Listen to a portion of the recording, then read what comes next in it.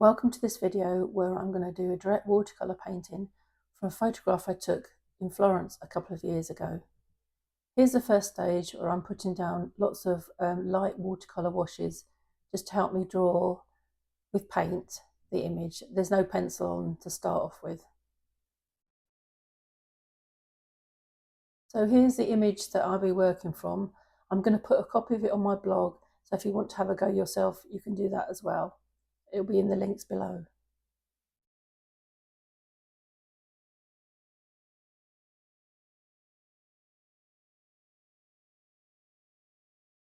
So this is the way I usually work. I put down the light washes to start with, then I'll go in for the medium and then to finish off with the dark.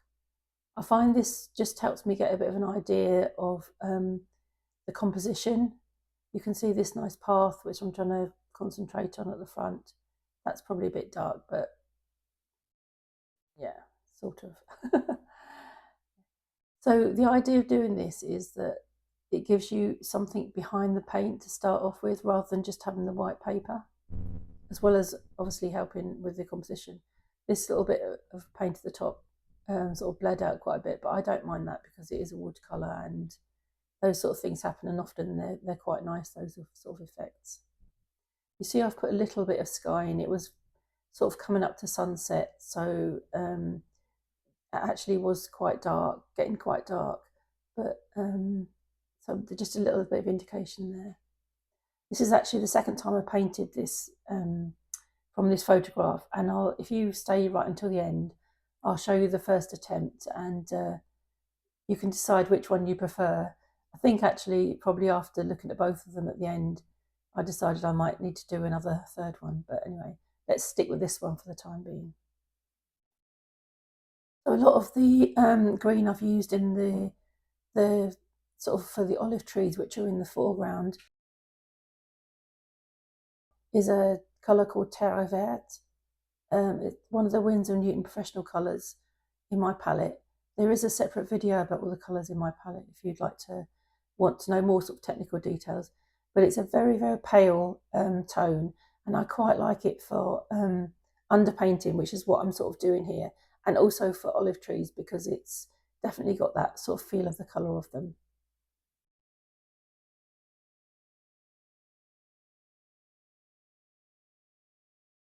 So now I'm moving on to doing a sort of mid-tone.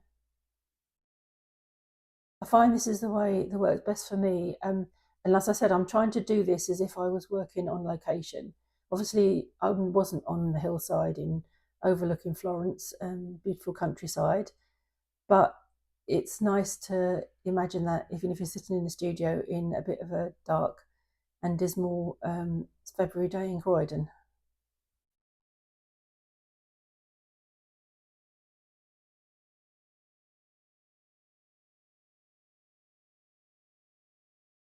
So often with the sort of landscape with the trees and shrubs, I'm sort of making like little circles with some of the colours, and then using some of the brush marks to sort of indicate the actual sort of shape of things, like this cypress sort of tree.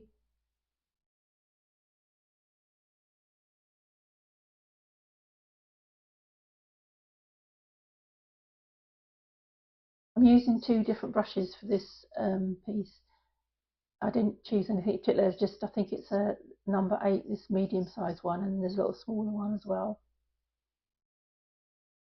I think in this area when I was painting this, actually I went a bit too dark straight away. I think usually I would not put those dark tones in until a bit later on, but I was focusing on doing the foliage around this little building here, because when I show you the first version at the end, you'll see why, because I really mucked up the building in the first version, so I was compensating for it in this one.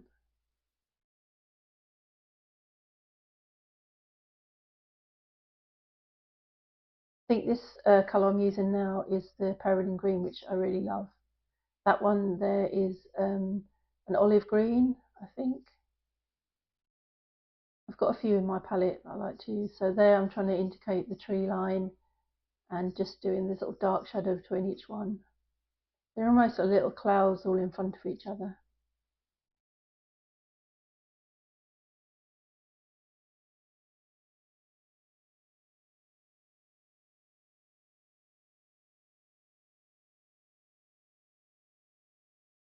So as I was saying before, this was the photograph is from Florence. It was one of the big, lovely viewpoints. We went up to one evening, well, just before sunset, and one of the views is looking towards the city, which is gorgeous. Obviously, it's very crowded, and this was a view looking away from the city. I'd spent 48 hours there, and Florence was just as you imagine it, really, which is always lovely when you visit somewhere like that. I had lots of lovely food, including some pear and gorgonzola ravioli. Stood at a counter and had a coffee. Went on a walking tour with this very eccentric guide. I always love going on those walking tours when you go to a new place. It's always a good way to see lots of the sort of important parts or the touristy parts in quite a quick way. And usually the guides are very entertaining as well. And they don't usually cost that much either. So you can see I've nearly finished this little bit here. And now we'll go back out to the whole picture. I think I probably did too much in that area, looking back on it. But that's just the way it is sometimes. So I'm starting to paint these olive trees in the sort of mid-ground. Maybe as if you decide to do your version of the photograph, you could let me know in the comments, and I'd love to see anyone's versions as well. Or if you've painted in Florence at all, I'd love to do it actually in real life. When I was there, I was just there for 48 hours, so it wasn't really the time to draw.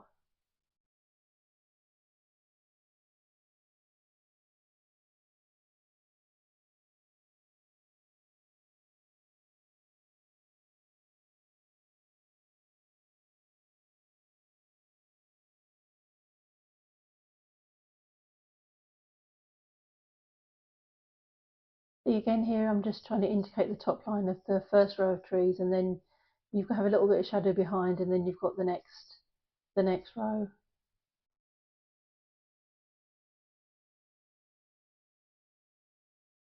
You can see on either side of the picture there are these different trees, like one more pinky on one side and then the yellow on the other side. I think I might have gone a bit too full in the colour with those. I think they probably stand out a bit more than they should.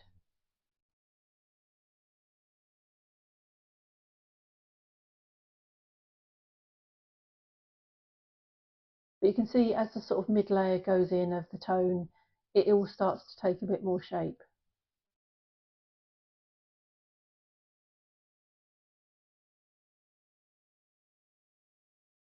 With these ones as well at the front, I was trying to put a bit of description in of what the actual branches are like with the way I was putting the strokes down.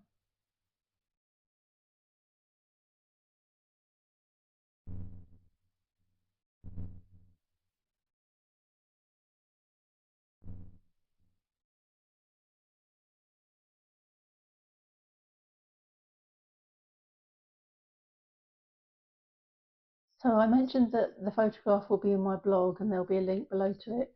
But I just thought I'd say a little bit about my blog.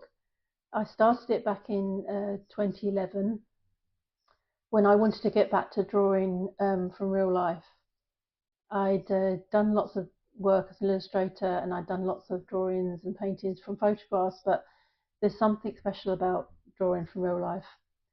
And so I started it, and I drew every day for a year, see if I could get back in the rhythm of it. So if ever you're thinking of, it was something, I really enjoyed, and it was a very good way to get back to drawing again. So if ever you're thinking of doing one of those sort of challenges, I really recommend them. And if you want to see the drawings, they're still there, and there's some terrible ones, and there's some all right ones, but I know that by doing them, it helped me improve. And even by doing this in the studio the other day, I thought Yeah, there's so many bits I can improve on here.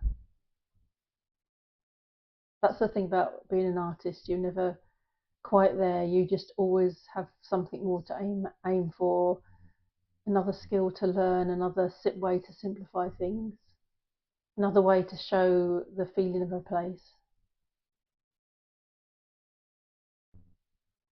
So you see now I'm doing this the tree that was on the right left hand side, and I think I've probably gone a bit too yellow. I think there's some Naples yellow there, and then I've mixed in some of the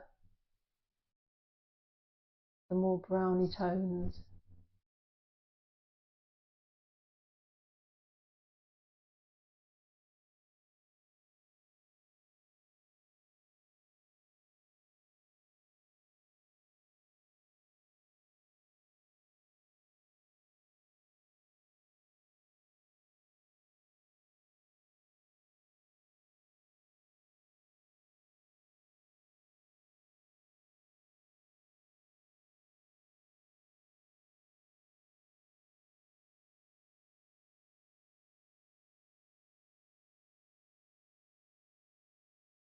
So I think I've finished with the sort of mid-tone areas. Now I'm going in with some darker bits, add a bit more depth. Again, this is the perylene green for the shadows.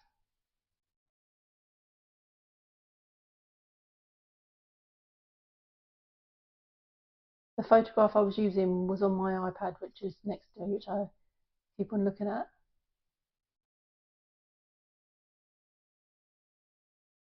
Obviously, when you're working for photographs, the thing is to get a feeling of them, but not try and copy them exactly. You want to add a bit of your personality in the way you paint it.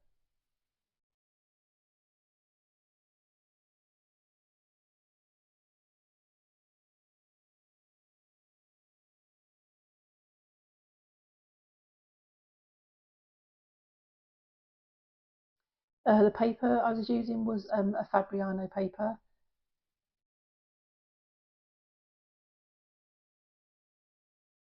Um, it's a smooth watercolour paper, and I'll put the details for that below as well. I really prefer the smooth watercolour papers to work on. Not a great fan of the ones with a lot of texture, but each to their own.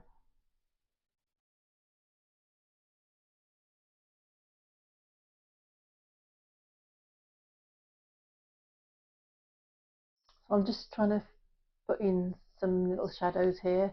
That always makes a big difference to things. With this particular version, I sort of left the foreground trees, and we'll have a look at what I did on the other version as well. I think I was painting for about 50 minutes probably altogether. So probably the amount of time I'd spend on location as well. I don't usually spend more than about an hour. Find that that's sort of my optimum time, I think, for something this size anyway.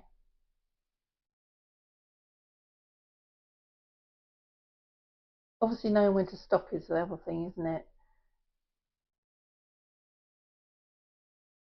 And I think with this one, I was just nearly there, just thinking maybe to indicate the steps on the path a little bit more of that one, show the edge of the path.